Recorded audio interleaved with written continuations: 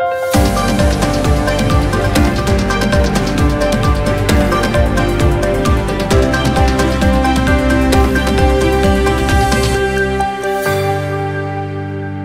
कल्याणकारी योजनांच्या माध्यमातून सामान्य माणसाच्या जीवनात परिवर्तन घडविण्याच्या दृष्टीने राज्य शासन कार्य करीत आहे।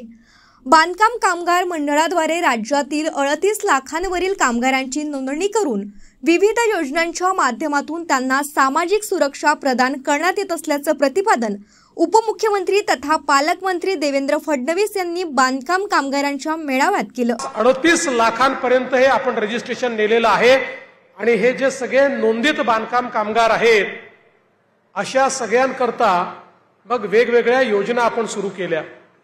या योजनांमध्ये त्यांच्या पाल्यांना मुलांना शिक्षणाकरता स्कॉलरशिप देण्याचा निर्णय आपण घेतला।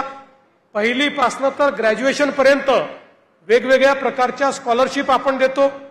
त्यांना जर आयकॉनिक इन्स्टिट्यूशन मध्ये ऍडमिशन मिळाली तर त्याची सगळी फी देखील आपण त्या ठिकाणी देण्याचा निर्णय घेतला। आमचे जे हे कामगार आहेत यांच्या परिवाराला 5 लाखापर्यंतचा सगळा इलाज हा मोफत देण्याचा निर्णय आपण त्या ठिकाणी केला।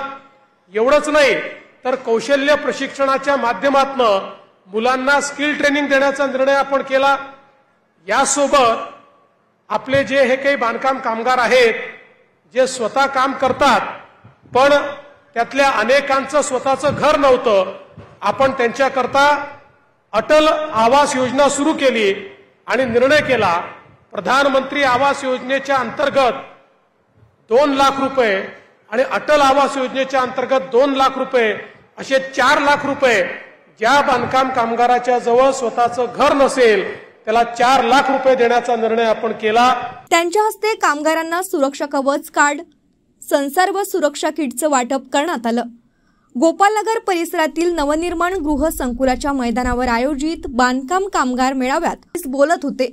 बांधकाम कामगार मेळाव्याचे माजी अध्यक्ष ओमप्रकाश उर्फ मुन्ना यादव, माजी महापौर संदीप जोशी, नगरसेविका सोनाली कडू आदी यावेळी मंचावर उपस्थित होते। शंखनाथ न्यूज साठी ब्युरो रिपोर्ट।